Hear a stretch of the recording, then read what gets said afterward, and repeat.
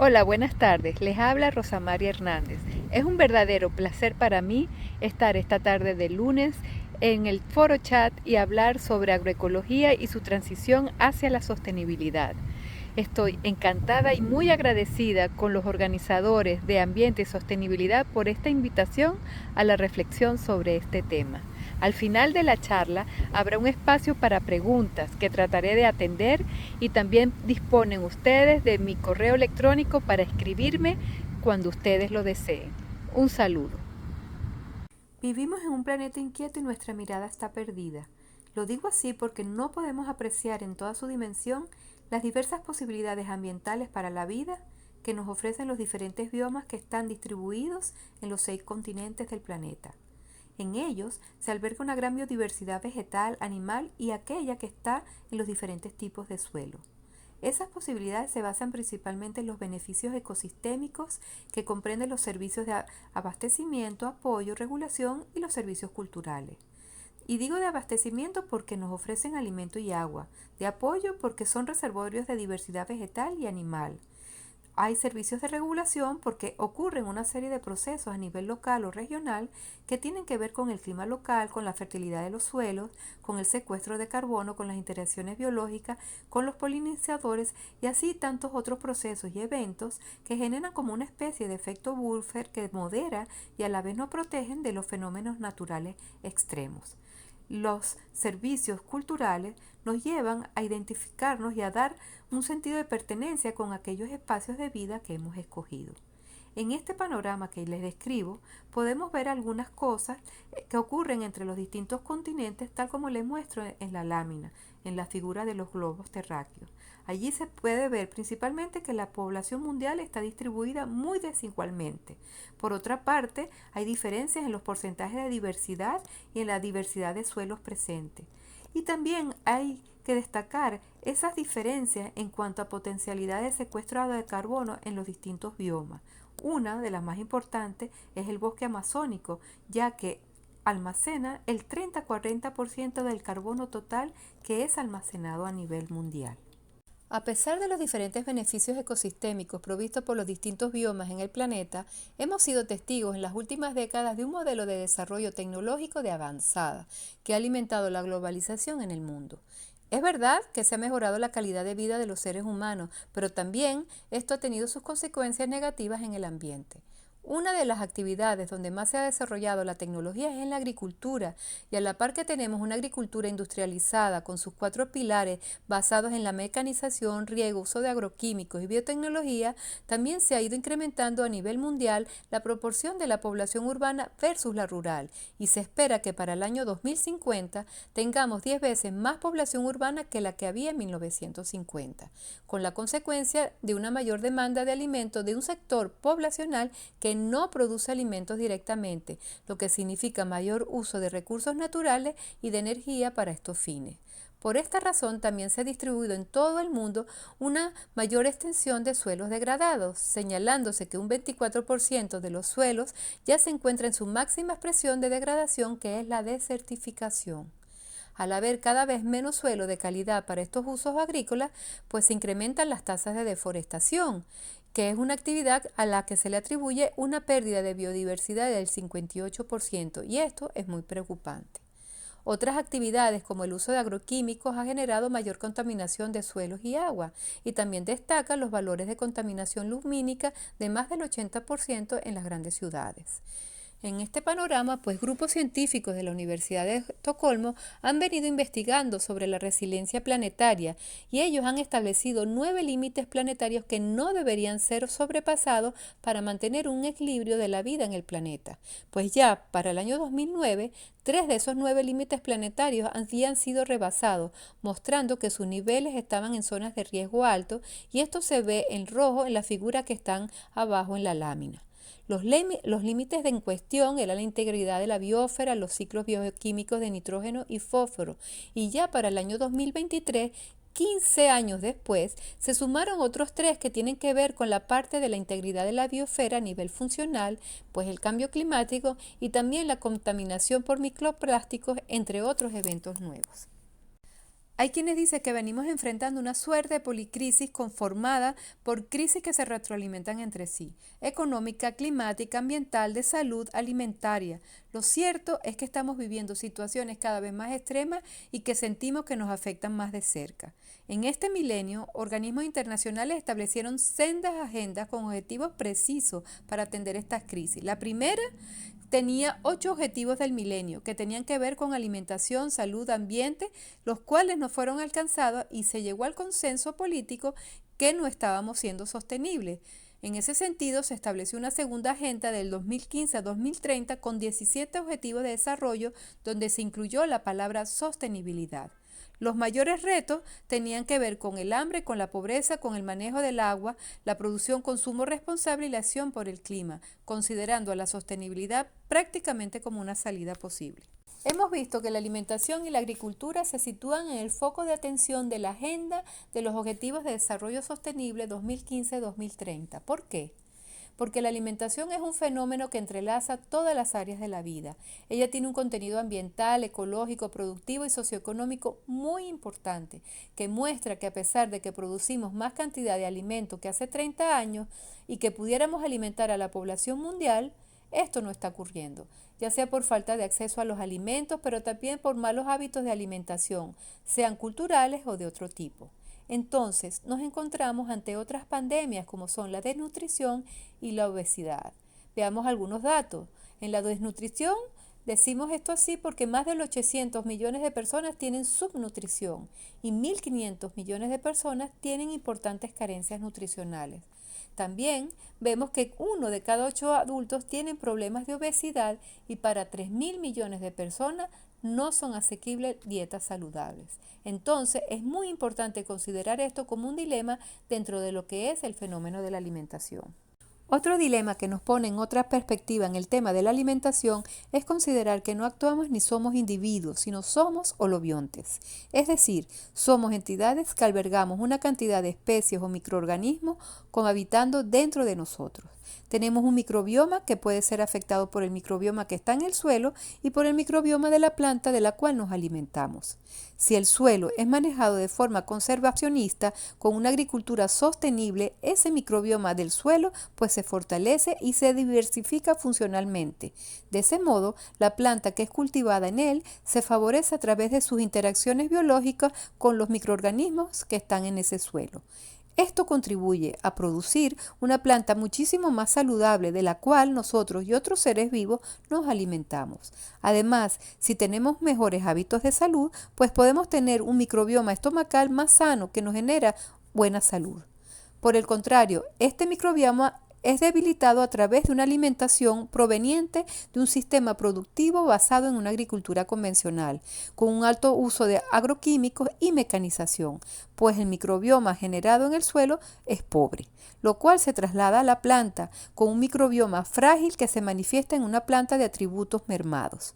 Al alimentarnos de esa planta, que además contiene residuos tóxicos, y si le sumamos una dieta que es poco amigable, tendremos una salud más frágil, atribuida en buena parte a contener un microbioma estomacal más reducido.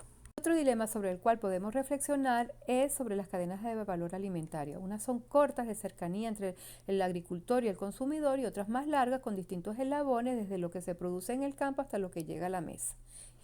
En los dos casos, lo importante es que estemos seguros de que estemos consumiendo un alimento sano.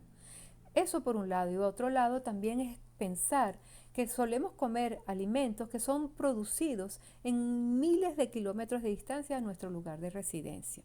La tecnología, los avances en el desarrollo, la globalización nos ha permitido tener esa ventaja, pero también tiene sus consecuencias y deberemos pensar un poco hacia dónde queremos ir.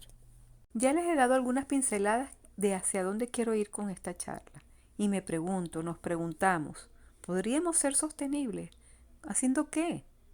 Primero que nada hay que entender que esto es un tema ético, de principios, de asumir responsabilidades tanto individuales como colectivas, de actuar más y hablar menos, de incorporar y comprender que hay que transitar un camino que es complejo, dinámico, donde debemos ser responsables y demandantes de una mejor relación con el ambiente, la naturaleza y sus beneficios, de los cuales ya le he hablado un poco. Es allí cuando comienzo a introducir un poco más lo que es la agroecología, con las que ya muchas personas están familiarizadas en ese término, puesto que se usa mucho en todo sentido, porque la palabra agroecología da para todo, para lo bueno y lo que no es tanto. Hay muchísimos conceptos en este amplio espectro. Pero si partimos del que dio Altieri en el año 99, decimos que es una disciplina que utiliza la teoría ecológica para estudiar, diseñar y manejar sistemas agrícolas de manera que sean productivos, pero también que tengan poco impacto ambiental y sean sostenibles, por supuesto en el tiempo. Han surgido una gran cantidad de conceptos, como le dije, en relación a lo que es la agroecología, pero uno que me gusta a mí en particular es el que tiene que ver con los diferentes campos del conocimiento que ella abarca, con su enfoque transdisciplinario, considerarla no solamente como una disciplina científica, que lo es, sino que también permite el intercambio de conocimientos, experiencias, y además trabaja y aplica conocimientos de la agroeconomía, de la ecología, de la sociología, la etnobotánica, la economía ecológica y otras ciencias afines, donde con una óptica holística y sistémica se diseña y se aplican manejos que además pueden ser evaluados para saber si esas prácticas son sostenibles en todas las dimensiones que implican la agroecología y la sostenibilidad. Si vamos en ese camino, debemos restaurar entonces los procesos ecológicos, biológicos, sociales, usando los principios agroecológicos.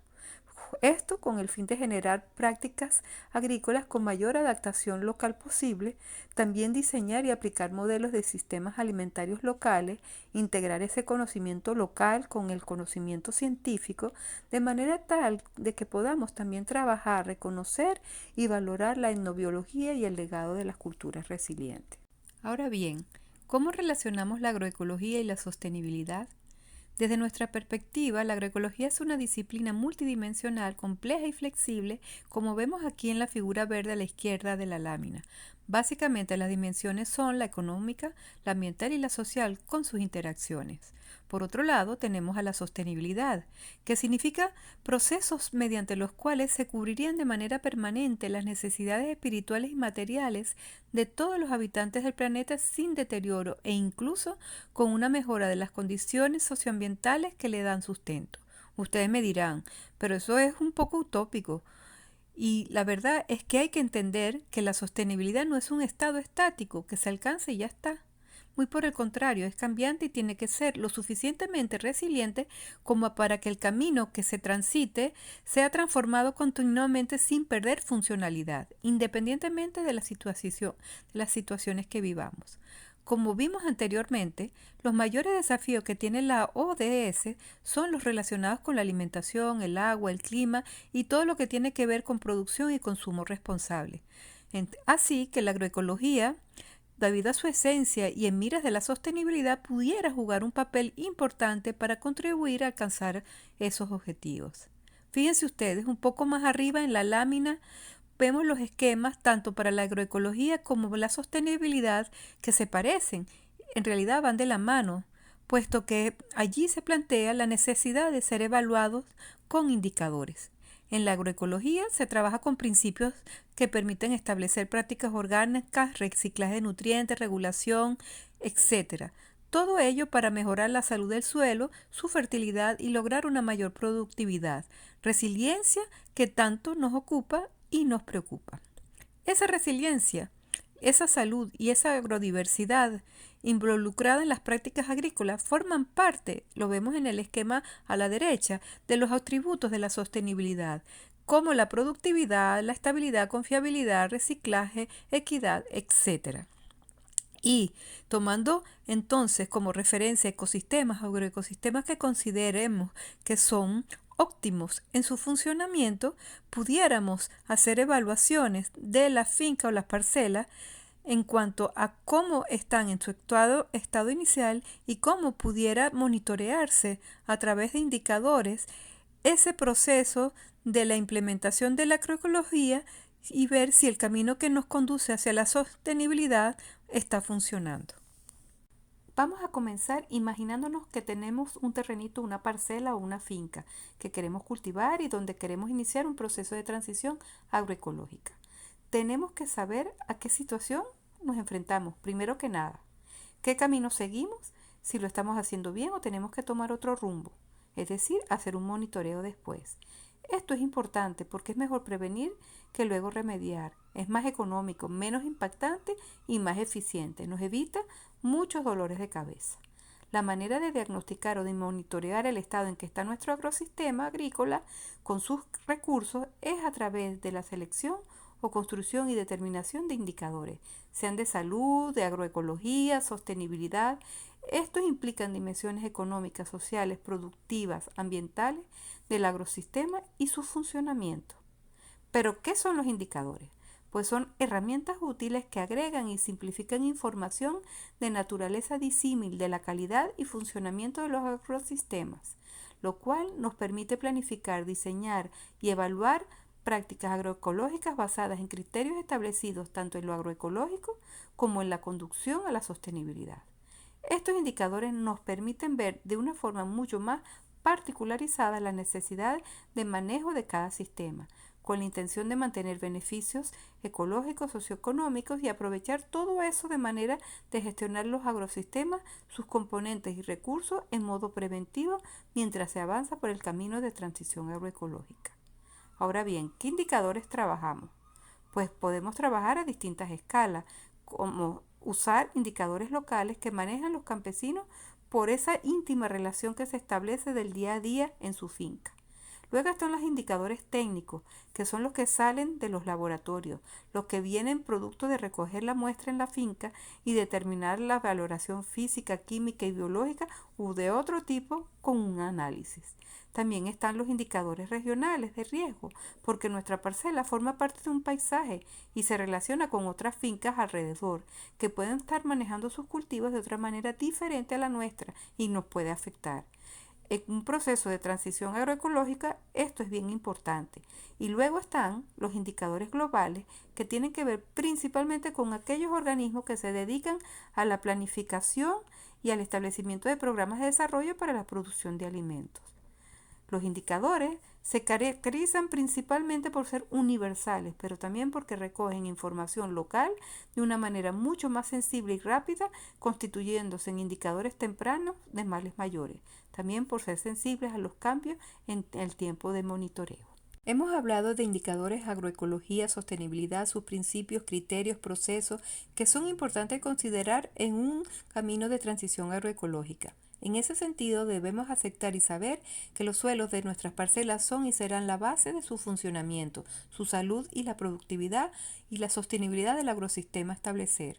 El suelo, más que un sustrato, es en realidad un organismo que funciona como un biosistema, que alberga una gran diversidad biológica, participa del ciclo hidrológico, de los ciclos de nutrientes y de otras tantas funciones importantísimas para los ecosistemas y agrosistemas. Por otra parte, la biodiversidad funcional, florística, estructural de los agrosistemas se teje en redes por encima y por debajo del suelo, generándose redes sensoriales, genéticas, eléctricas que responden para bien o para mal ante cualquier perturbación que podamos establecer. Las interacciones biológicas también deben ser potenciadas. Por ejemplo, el uso de micorrizas, que son la simbiosis de hongos del suelo y raíces, porque esto potencia las plantas. También se puede potenciar el uso de microorganismos fijadores de nitrógeno atmosférico que forman nódulos en las plantas, principalmente leguminosas, mejorando de esta manera la relación suelo-planta-animal de los agrosistemas. En el diseño del agrosistema o nuestra parcela, para hacer un proceso de transición agroecológica debe haber complejidad y lo hemos dicho en el esquema al lado inferior de la lámina. Los insumos, semillas, abonos, biofertilizantes serían las flechas que entran al agrosistema, al rectángulo. Los triángulos, círculos, rombos, cuadrados serían los subcomponentes de la parcela que estarían todos conectados porque hay flujo de energía y materia entre ellos, por eso las flechitas pequeñas. Estas figuras geométricas pudieran representar cultivos asociados o en rotación, grupos de animales, el componente de la familia, etc. La parcela no estaría aislada, se va a relacionar con el exterior y eso está representado por las flechas que salen del rectángulo y sería la cosecha, sería la venta de otros productos, renta de mano de obra, pero también que se conecta con sus alrededores, con el paisaje donde se inserta y con otras fincas que serían los rectángulos de otros productores que vemos y tienen distintos grados de complejidad. No estamos aislados, estaremos conectados. Una imagen de un agrosistema complejo lo vemos en la foto que está al lado de una finca en Colombia donde se muestran los corredores ecológicos, los policultivos y cómo se comunica con los bosques que están alrededor. Por otro lado, debe tomarse en cuenta la relación humano-naturaleza, los modelos de mercado de cercanía del producto agroecológico, las modalidades de la agricultura urbana que son tan importantes en ciudades donde existe una gran población urbana y muy importante crear comunidades de aprendizaje e intercambio del conocimiento entre los diferentes actores del proceso productivo. Ya conocemos los criterios que se deberían considerar para establecer un agroecosistema en nuestra parcela, pero nosotros tenemos que hacer un diagnóstico inicial de la parcela para saber qué y cómo es lo que queremos producir, qué limitaciones tenemos, cuáles serían las causas, las fortalezas o potencialidades con las que contamos y qué diseños pudiéramos utilizar para cambiar o mejorar nuestro camino de la transición agroecológica hacia la sostenibilidad. Ese diagnóstico inicial se hace con indicadores que seleccionaremos. Podemos usar indicadores locales, técnicos o ambos, determinarlos y valorarlos cualitativa y cuantitativamente de manera tal que una vez que los obtengamos, interpretaremos sus resultados y así poder tomar decisiones en cuanto al diseño que nos permita seguir los criterios agroecológicos que hemos aprendido y que hemos puesto en práctica en la parcela.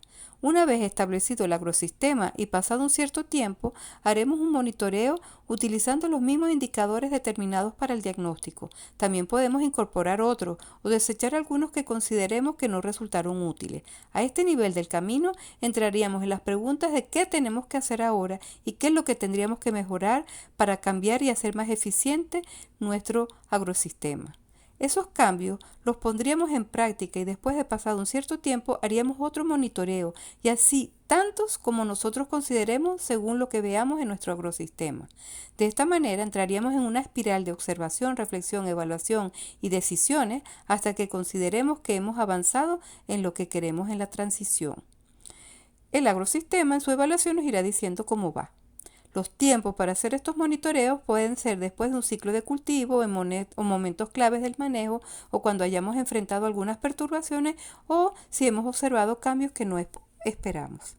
Bueno, esta lámina no le voy a dar en detalle porque son listas de indicadores que hay en la literatura y que también yo he utilizado con mis equipos de investigación en diferentes experiencias agroecológicas en el país.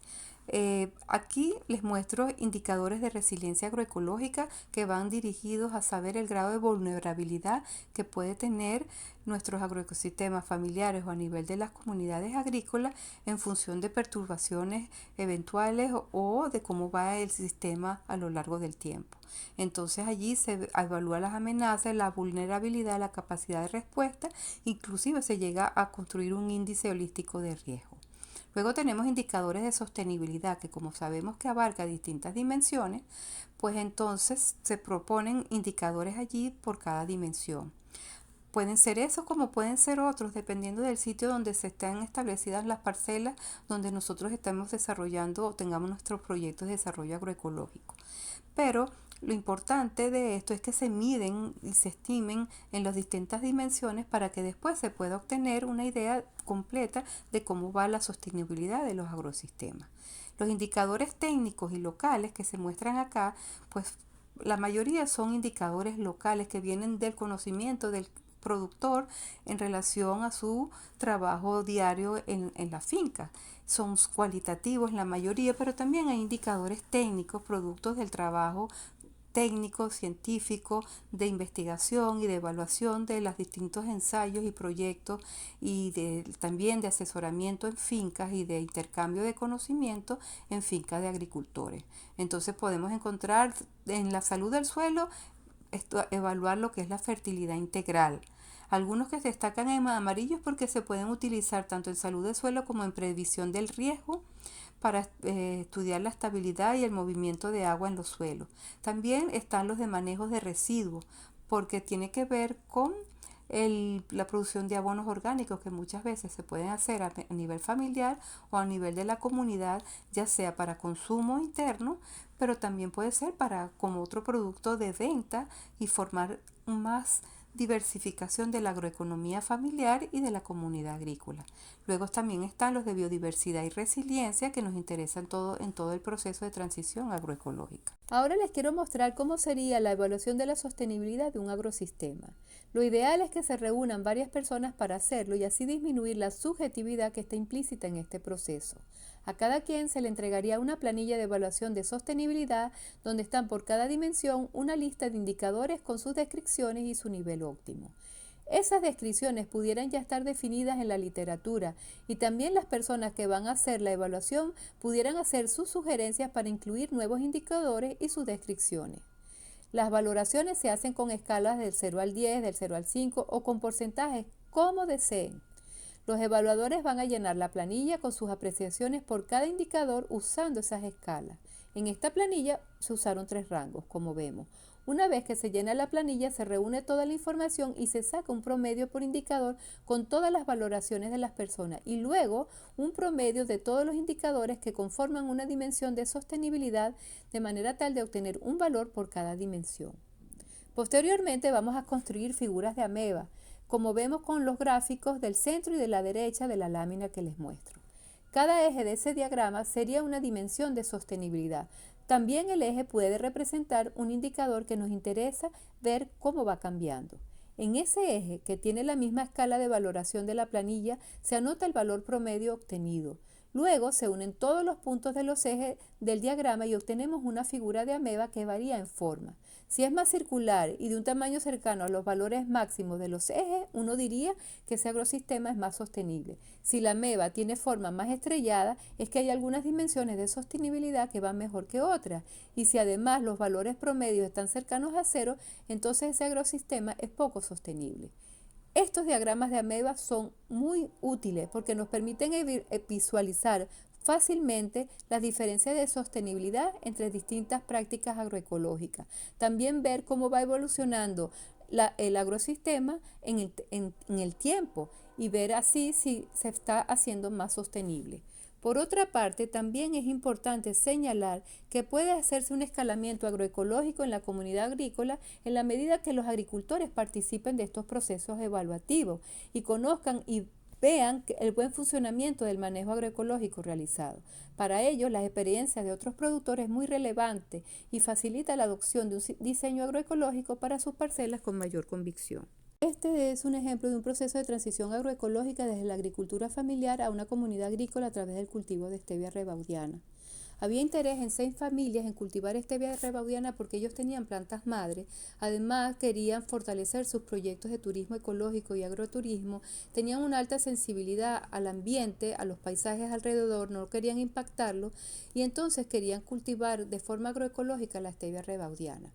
Para saber con mayor precisión cuáles serían esos mejores manejos, se acercaron a nosotros como investigadores en la universidad y entonces se diseñaron proyectos en conjunto proyectos científicos donde ellos trabajaron y se involucraron con nosotros a través de sus experiencias y vivencias locales y entonces se diseñaron experimentalmente manejos alternativos agroecológicos para mejorar la fertilidad integral de los suelos y también mejorar la productividad de esos agrosistemas.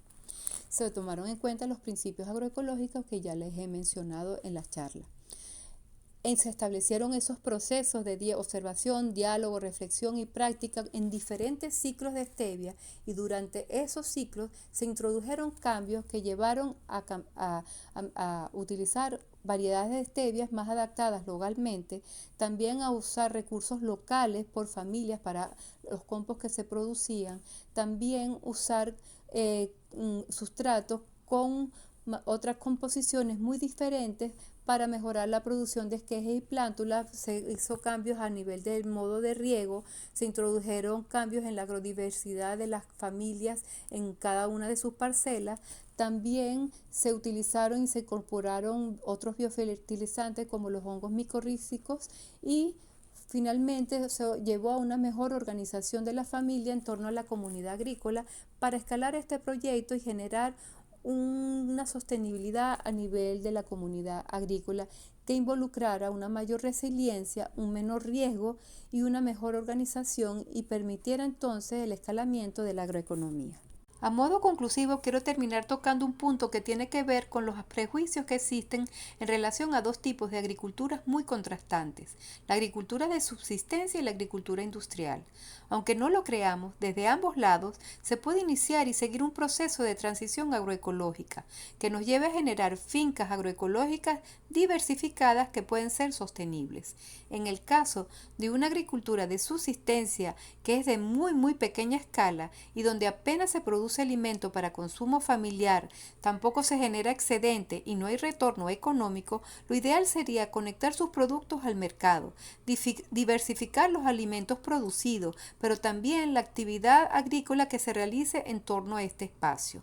Además, se pudiera llegar a mecanizar usando labranzas conservacionistas que protejan el suelo y que mejoren algunas condiciones del mismo.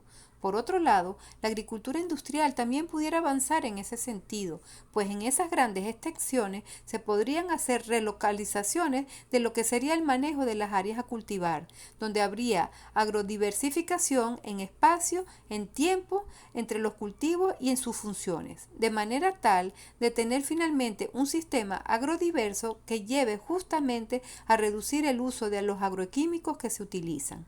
En ambos casos es muy importante construir conocimiento de este proceso de transición hacia fincas agroecológicas diversificadas y multiplicarlo hacia otras fincas de gran escala, como la industrial, o de muy pequeña escala, como las de subsistencia. Muchísimas gracias a todos por su atención.